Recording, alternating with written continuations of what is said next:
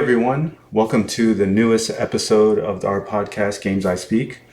I am Geo, and today I'm going to be going solo. So let's jump right in. So first up, last night, there was a Japan fighting game publishers roundtable.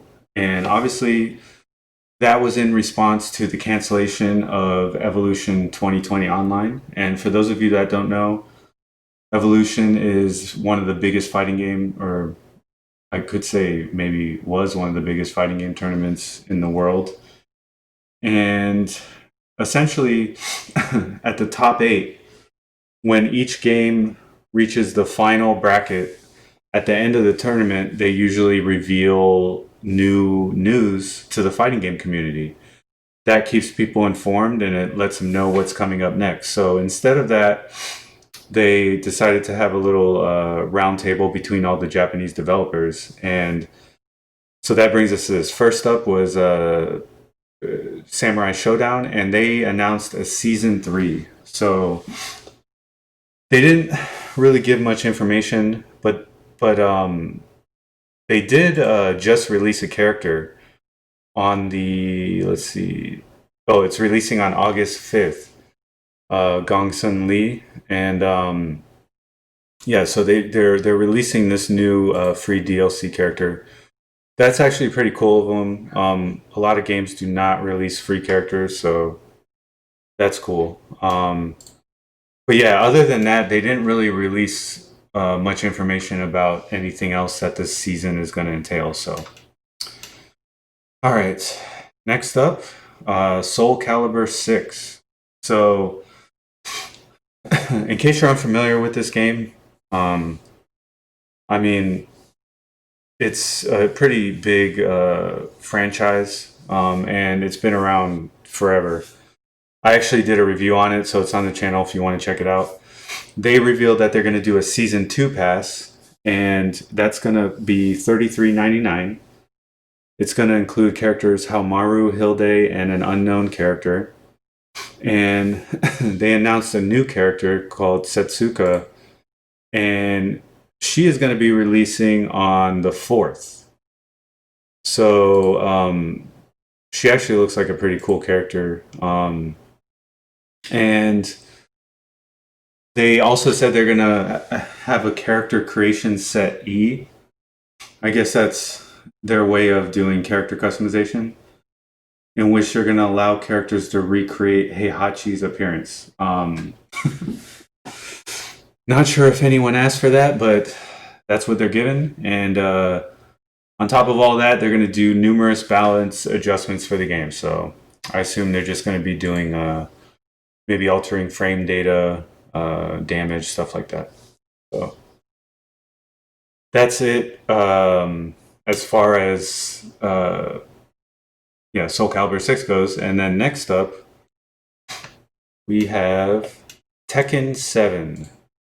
So this was kind of the biggest announcements in their roundtable. And they announced a 4th season. So let me just this up here. So they announced a 4th season.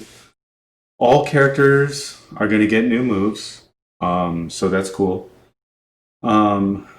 So they're trying to address some of the issues of online play. There's been a lot of complaints about lag and the netcode. So one thing they're doing is they're adding an indicator if your opponent is on Wi-Fi or Ethernet, so you can kind of, I guess, discriminate against them. So not sure if that's going to help anything. It's just going to allow you to decide, hey, I think all Wi-Fi players, I'm not going to play with them, which I don't necessarily think is accurate. So they're going to have possible netcode improvements. I don't know. Harada said they were doing tests with rollback code, which is like what GGPO uses, which really should be the industry standard for fighting games. It just works so well. So if you work for a fighting game company and you're watching this, just use GGPO. I mean, it's established, it's used by many of the smaller fighting games, and they often have the best netcode. which is crazy because you would think $1 million companies would be able to have better netcode, but I guess not. Um, and then at the end, right here, they show this cryptic scene, which is basically a ninja standing on top of a pagoda, and the consensus from most of the Tekken players is that that is Kunimitsu. So she was actually in the last Tekken Tag Tournament 2 game. So I mean, I guess it's kind of a safe bet that that's Kunimitsu. So yeah, so that's it for the roundtable. So let's next up. I want to talk about some retro news. So, what is this thing? Well, it looks like a Game Boy, but it's the Analogue Pocket. And I don't know if you're unfamiliar with Analogue. They are a small retro hardware company, and they make a bunch of FPGA powered retro consoles. So, the main difference between these and, like, let's say a Retron 5 is that they don't use software emulation. Okay? They use something called FPGA, field programmable gaming arrays or something like that. I probably messed that up. But it's a way for you to program hardware to emulate the original hardware, so you don't have any lag of software emulation or anything like that. And the more accurate you program, the more it behaves like the original, only there's improvements. So let's kind of go over what this thing is. So it's a retro console designed for Game Boy, Game Boy Color, and Game Boy Advance games. So out of the box, it's going to be able to play all the Game Boy games. So it does come with hardware or adapters. So you're going to be able to use these adapters to play Game Gear, Neo Geo Pocket, Atari Lynx, and more. They haven't said what more is, but so far they're adding support for those three. It's going to have a 2.5 or 3.5 inch LCD with 1440 resolution, which is really good. Especially for a handheld that's going to play these older games. They're going to look better than people have ever seen them on a handheld device, that's for sure. It has a docking station right here. So this is going to let you connect to via HDMI to your TV. And it has controller support. And yeah, it's 1080p out, so that's cool. You're going to be able to direct connect to consoles for multiplayer. And here's one of the interesting things. It has a digital audio workstation called Nano Loop. And it's basically a synthesizer and sequencer designed for music creation. And you can actually hook it up to your computer or even a MIDI device like a synthesizer. So that's actually pretty interesting. And I assume people are going to be using it to make video game music, but who knows? People could be using it for like pop music or their albums or trance music. The possibilities are there. I don't know how good the program's going to be, but it's definitely interesting. And then here is something, this is what attracts me to this console. So you're going to be able to make your own games for it. Yes, that is correct. You can make your own games for it using something called GB Studio. Now, this is a drag and drop retro game creator, and it's going to allow you to create game files for the analog. So this is huge. Why is this huge? Because it's going to create a whole new environment of third-party developers. And that's what consoles are supposed to do. So unlike the other analog consoles, This one actually allows for the creation of all new games, and it's going to draw in developers, and we might see the beginning the beginning of the first retro console that might actually become a mainstream console. So I don't know. I'm excited for that. It also has a second FPGA core, which is going to allow developers to basically tailor the hardware to what they want to do. So that's huge. And so let's take a look at the price here. Okay. So this thing is going to retail for $199.99. It's going to come in black and white. They're going to have the docking that's going to be $99.99. And then the adapters are $30 a piece. And then pocket to pocket, $15.99. And then you can buy the specialty cables, which will allow you to produce music. So, I mean, I'm excited. I'm excited. I mean, as the saying goes, shut up and take my money. So the pre-orders open on the 3rd. And yeah, I'm going to be there, and I'm going to be ready, and I'm going to pre-order as fast as I can. So I'm really excited about the third-party development. I really want to see a community arise around this thing and it become a legitimate console. So yeah, I mean, I love Analogue. I love what they do, and I have a bunch of their consoles. So yeah, I'm excited. All right. All right. So next up, we have news regarding Halo Infinite. So 343 Industries or Studios, they're the ones who are making Halo Infinite, and they decided to react to the criticism that we covered in last week's episode for Halo Infinite. So let's kind of go over what they kind of talked about. So it's one of those things where some people were giving him a pass, other people were like, no, this isn't good enough. And they kind of just decided to go through a host of, issues. So, all right, the graphics. So their reasoning for the way the graphics look is that they decided to shift back to legacy aesthetics that define the original trilogy. Now, like I said in the last episode, that to me doesn't make any sense because Halo 1 and 2, they were on the original Xbox. Halo 3, Halo ODST, and Halo Reach, they were on the 360, and the graphics improved from each major iteration. I guess Josie brought up a good point.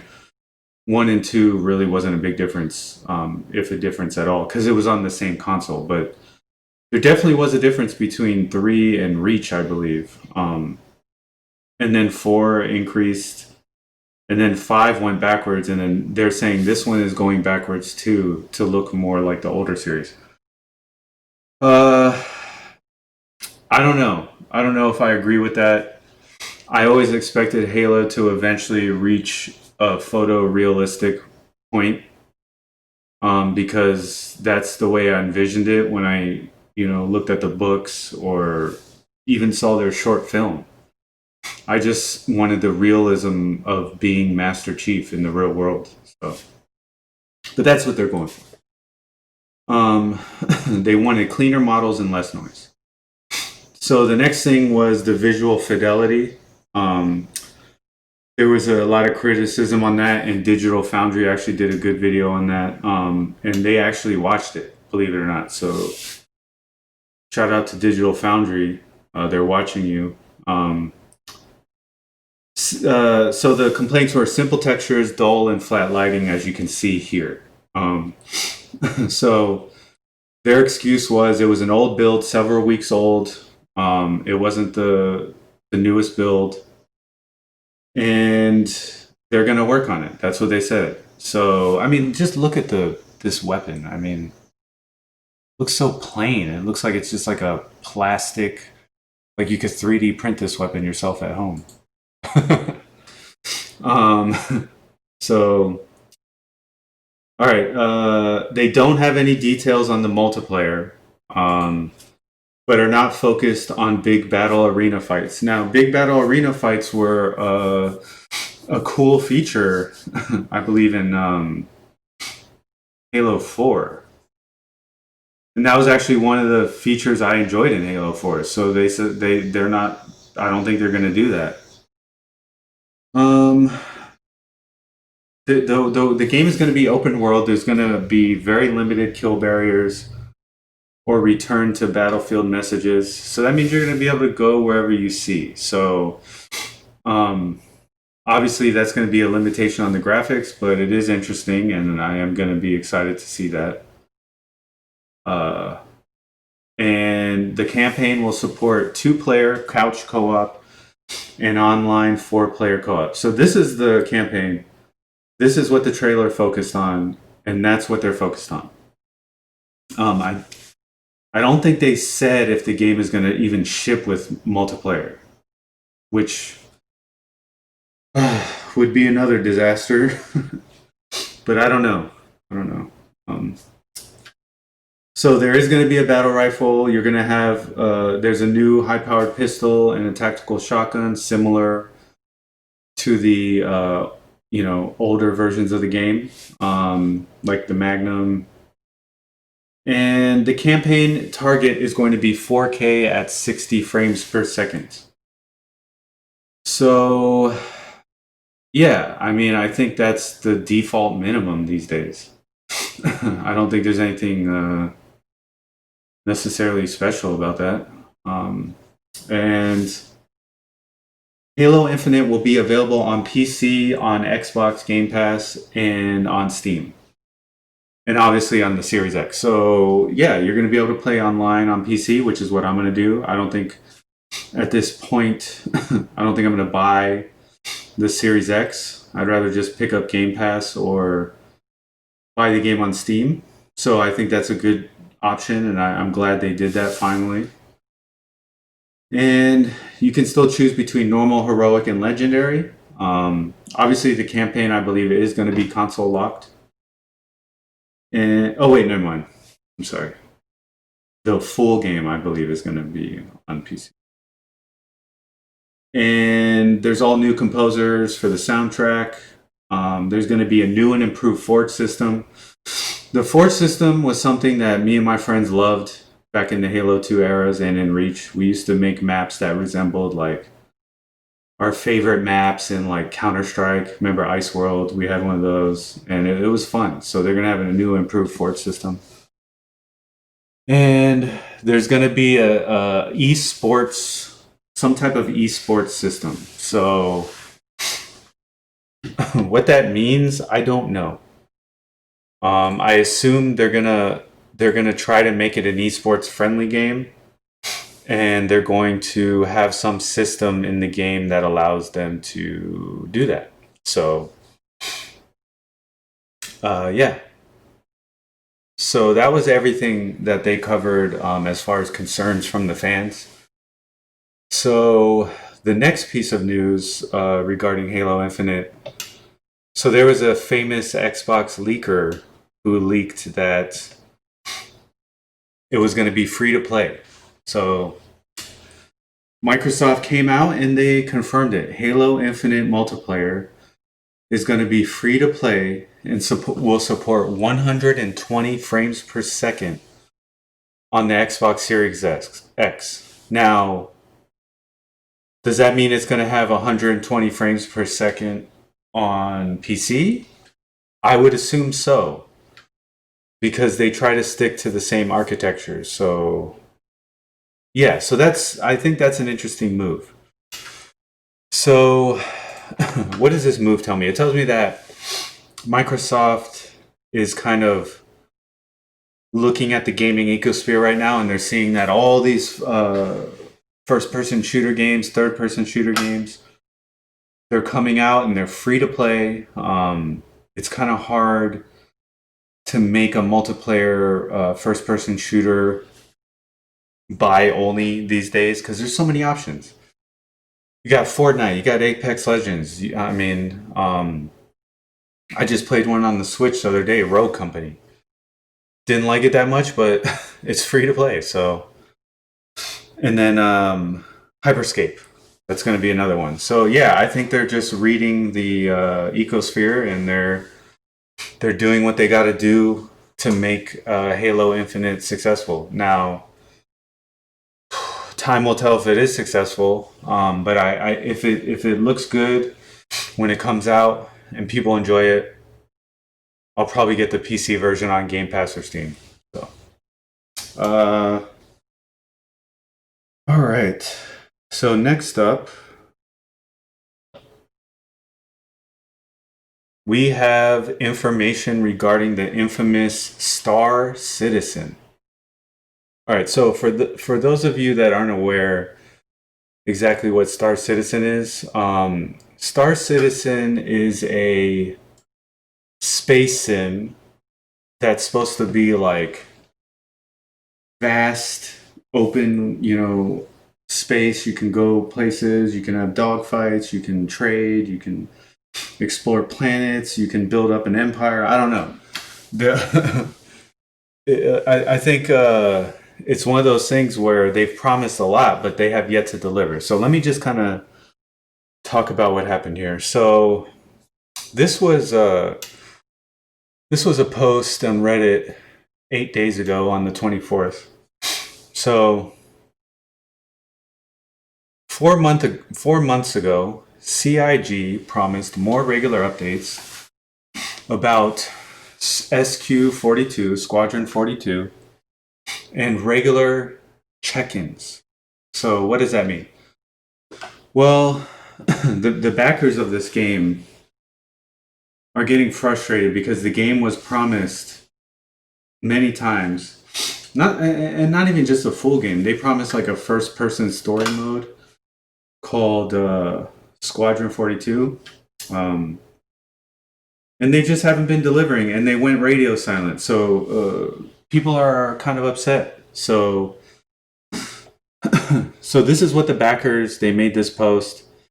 And then basically, the devs saw it and they responded. So let me just give people some insight here as to why this is such an issue. First of all, Star Citizen was launched on Kickstarter. It raised $306 million or over that from backers. Now, I don't know about you, but $306 million is enough to make any game. I mean, I don't care what you're trying to do. You can make a game for $306 million. That's a lot of money. Oops. Okay. So here we have an article. So basically, they had nonstop delays. They've been releasing incomplete alpha builds for years. The game was originally announced in 2012, 8 years ago. It was originally supposed to release a single-player story in 2015 called Squadron 42, which they have not. Roberts Space Industries said they're going to release a more realistic roadmap of a roadmap. So, okay. They released a roadmap of a roadmap. So, okay, let's see what that is. This is very... I didn't back the game, but I feel very frustrated for the people that do. Okay. In the immediate future, we plan to deliver the following communications. 1. Give an explanation of the goals of our new roadmap and what to expect from it. 2. Show a rough mock-up of the proposed new roadmap. 3. Share a work-in-progress version of the roadmap for at least one of our core teams. and 4 finally transition to this new roadmap. We'll approach them in the order above and will likely need a few weeks between steps, so I don't want to create the impression that this is happening overnight. But we should be announcing step 1 pretty soon, if my meeting on Thursday about this is as good as I think it will be. Okay. What to say here?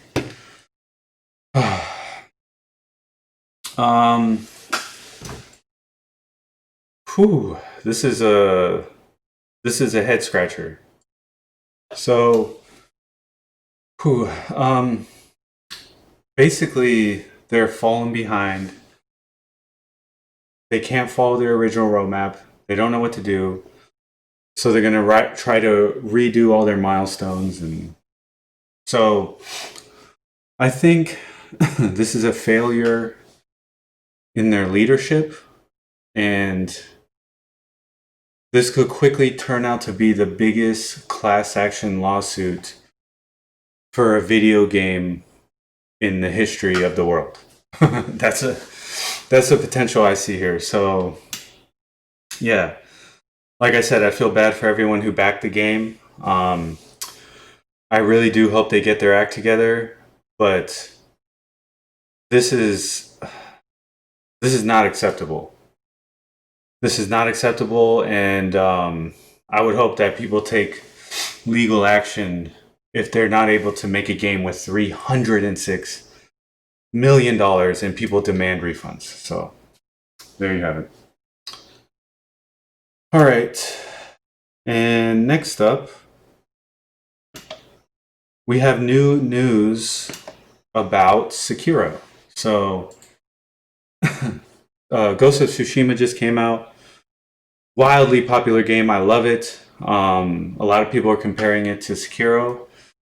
And sure enough, right after people started talking about it and Ghost of Tsushima came out, From Software announced a Game of the Year edition. So this is a Game of the Year edition that's going to be released in Japan. So that sucks. I don't know if they're going to release it in America. It looks nice. I want it. It's going to be released on October 29th for 4,800 yen. And it will include the free update, which I'm going to cover next. It's also going to have special packaging and a guidebook with tips. So, yeah, I want this. I don't know why it's only releasing in Japan, but I think I'll try to get my hands on it. So yeah, after they announced this, or I don't know if they announced this before or after, but they also announced a free update.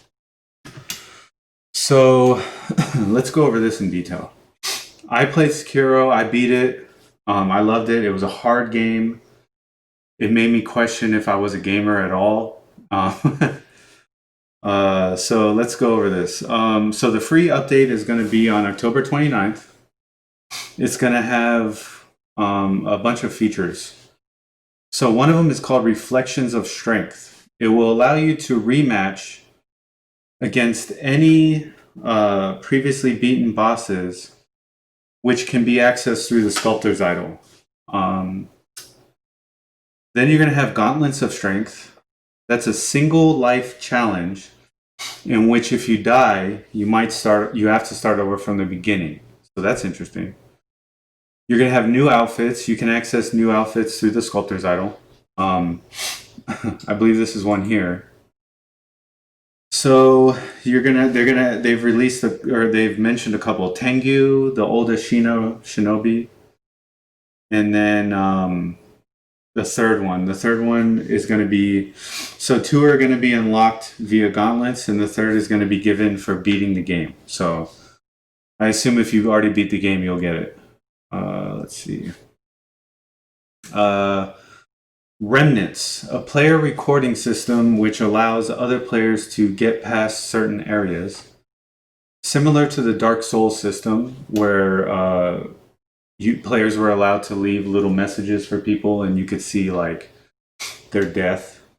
So in this one, players are going to be able to allow going to be allowed to record 30 seconds of play and then place a message for other players to see.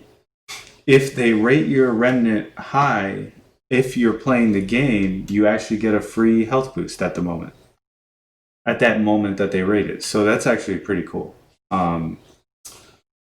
So yeah, that's it for the Sekiro update. So I'm definitely looking forward for that. I'm definitely looking forward to the remake of Demon Souls and for Elden Ring. So yeah, From Software has definitely got some upcoming stuff. Obviously, Demon Souls is done. I think it's being developed by someone else, but hopefully From Software has enough say in it that, you know, it has the feeling of Demon Souls. So with all that covered, I hope you guys enjoyed the show. So we usually end it off talking about the upcoming releases. So, all right. So coming up, we have Fall Guys Ultimate Knockout. This looks like a fun kind of party game where people are running and trying to be the last man standing in like a battle royale type situation. It looks pretty cool. Scully. This is a weird game. You're like a skull that rolls around and completes like a level, like a puzzle, and then you turn into like a monster at the end. I saw videos on it. It looks strange, but it looks like it could be fun. Fast and the Furious Crossroads. This game is an action an action racing game, I believe. So the consensus is that the game doesn't look good. It looks like it's old gen. So I don't think I'm interested in this one. Horizon Zero Dawn for PC. This is a very popular action RPG that came out on the PS4. I don't know if it came out on the Xbox or the Switch. It's a beautiful game. And I highly recommend it. And I'm actually debating getting it for PC because I just want to see how good it looks on PC. Is it wrong to try to pick up girls in a dungeon? Infinite Combat. So this is actually a dungeon crawler action JRPG. It kind of looks fun. I don't think I'm going to get it, but it does look cool. This one I'm actually interested in, Risk of Rain. So this is a third-person shooter. The original, I guess, was 2D. This was in 3D. But looking at the trailers of it, it looks really cool. And it actually already released early access on Steam. So if you want to buy it, I don't know if you can still buy it early access. I assume you can. But if you do buy it early access, you get the game, a free copy of the game for a friend, I believe. And then we have a new entry in the Total War series, a Total War Saga Troy. If you're unfamiliar, it's like a strategy game, like a medieval strategy game, real-time strategy. And then you have EA Sports UFC 4. What can I say? The game just doesn't look good. It looks bad. It doesn't look like they've improved the graphic quality at all. So I'm not interested in this game at all. Yeah, that covers it for today. I hope you all liked the episode. If you want to leave comments in the videos below, please do. And we'll see you all next time. Hey everyone, thanks for watching this episode of Games I Speak. If you liked the episode, please subscribe and leave a comment below, and we'll see you all next time.